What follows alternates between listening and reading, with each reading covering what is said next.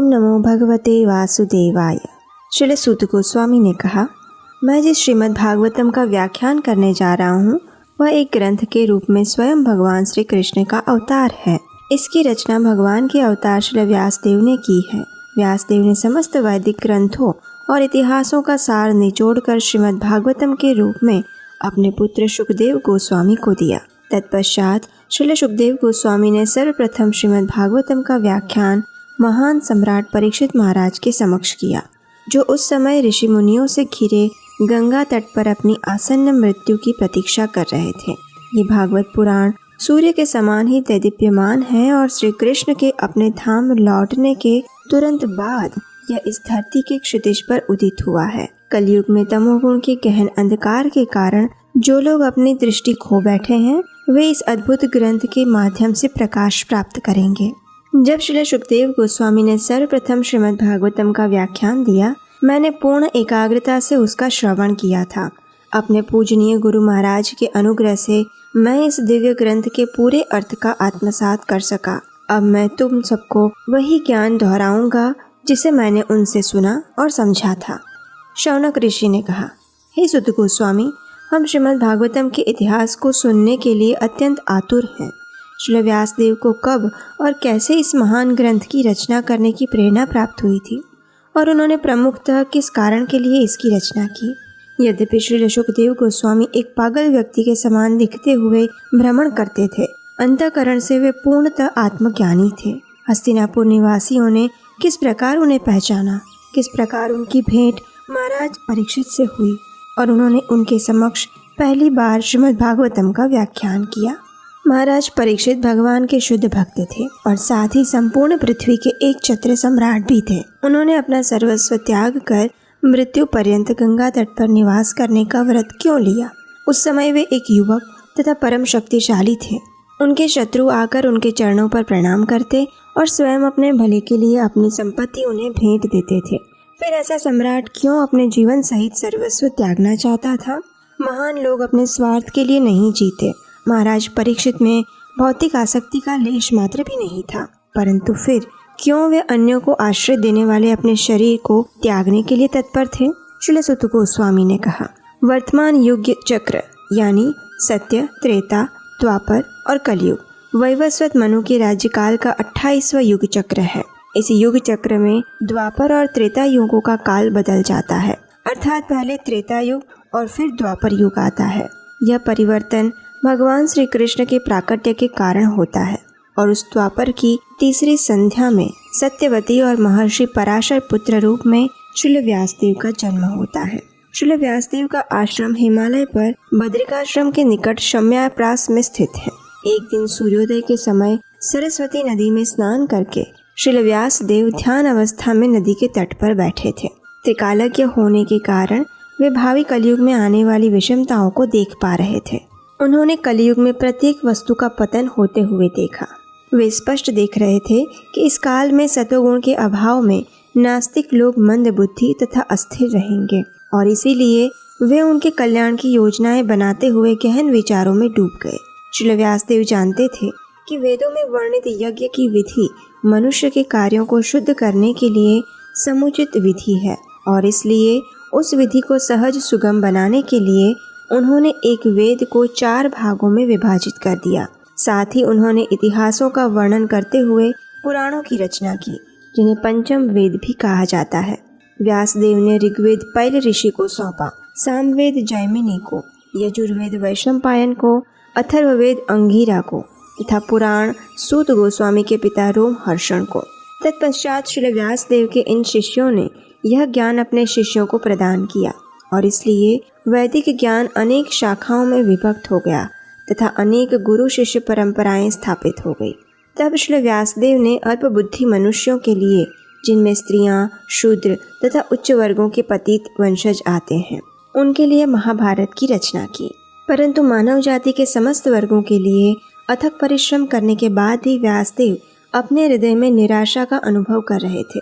उन्होंने इस विषय पर गहराई से विचार किया और सोचा, मैंने शास्त्रों के सब व्रतों का कठोरता से पालन किया है, निष्कपट भाव से वेदों, अपने गुरु महाराज एवं यज्ञ वेदी की उपासना की है। मैंने समस्त यम नियमों का बारीकी से पालन किया है और महाभारत की रचना करके धर्म नियमों की समुचित व्याख्या भी की है। परंतु इतना सब करने के बाद भी मैं अपने अंतःकरण में एक अधूरेपन का अनुभव कर रहा हूँ। कदाचित यह इसलिए है क्योंकि मैंने भगवान श्री कृष्ण की दिव्य भक्ति की महिमाओं का विशुद्ध रूप से गुणगान नहीं किया है, क्योंकि एकमात्र वही कार्य व्यक्ति की आत्मा तथा भगवान दोनों को संतुष्ट कर सकता है। आत्मनिरीक्षण करते हुए जब वेदव्यास अपने दोषों को देख रहे थे, उसी समय उनके पूज्य गुरु श्री नारद मुनि वहां आ पहुंचे। श्री व्यास देव ने तुरंत उठकर उनका अभिवादन किया और बैठने के लिए सुखद आसन प्रदान किया। नारद मुनि से अपने शिष्य का दोष छिपा नहीं था, इसलिए वे मुस्कुराते हुए बोलने लगे। श्री नारद ने कहा, हे पराशर नंदन, तुमने अपनी रचनाओं के माध्यम से लोगों को आत्मा की पहचान भौतिक शरीर एवं मन से करने की शिक्षा दी है। क्या तुम इससे संतुष्ट हो? निसंदेह तुमने पूर्ण आत्म साक्षात्कार के स्तर को प्राप्त कर लिया है और महाभारत की रचना करके सब प्रकार के वैदिक सिद्धांतों को विलक्षण रीति से प्रस्तुत किया है। इतना ही नहीं, तुम्हारे द्वारा संकलित वेदांत सूत्र भी निराकार ब्रह्म के प्रत्येक पहलू को विस्तार पूर्वक अभिव्यक्त करता है। इतना सब करने के बाद भी तुम्हारा मन निराश क्यों है? श्री व्यास देव ने उत्तर दिया, हे श्री नारद देव, आपने जो कहा वह पूरी तरह उचित है।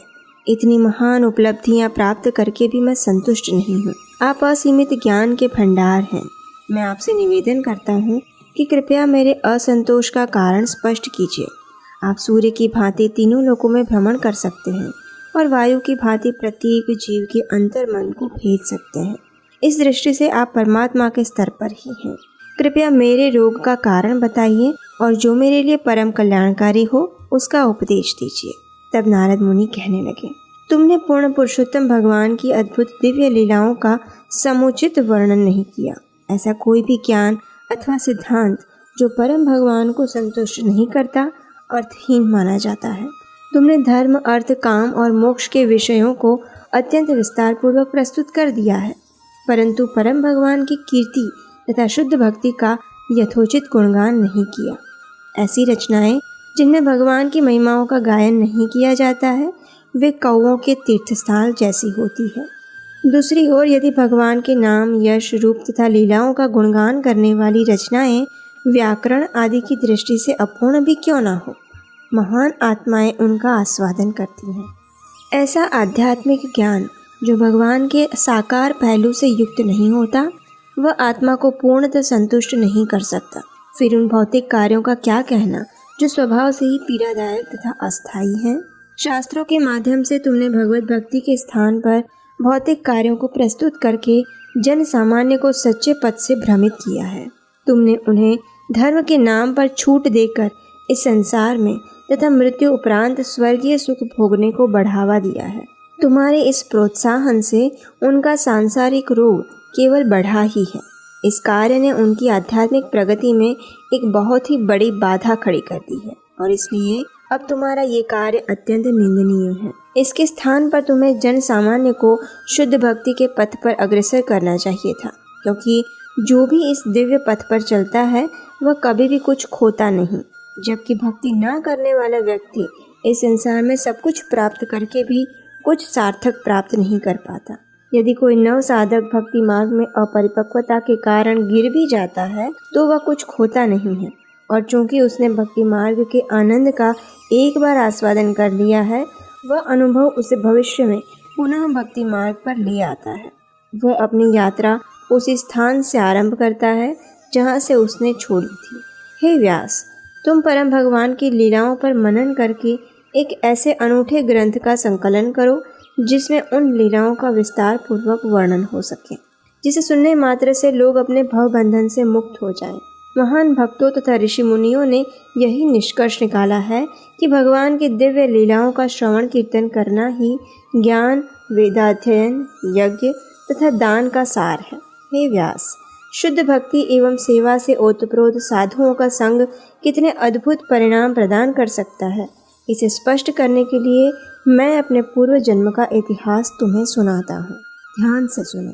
शुद्ध भक्तों के संग में रहकर कैसे दासी पुत्र आगे चलकर महर्षि नारद बने, इसकी कथा हम अपनी अगली कड़ी में सुनाएंगे। हरे कृष्ण।